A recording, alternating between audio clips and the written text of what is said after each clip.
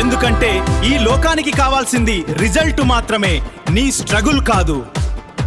నువ్వు పడే తపన, నువ్వు పడే వేదన అన్నీ నీ గుండెల్లోనే దాచుకో. నీ విజయం చేసే శబ్దం నిన్ను తక్కువ అంచనా వేసిన ప్రతి ఒక్కరికి ఒక సమాధానం కావాలి. రేపు నువ్వు గెలిచాక లోకం నీ వెనుక వస్తుంది.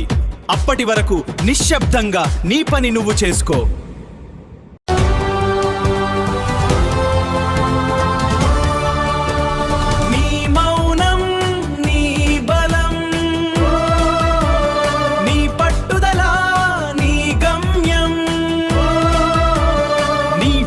శబ్దంతో సమాధానం చెప్తుంది.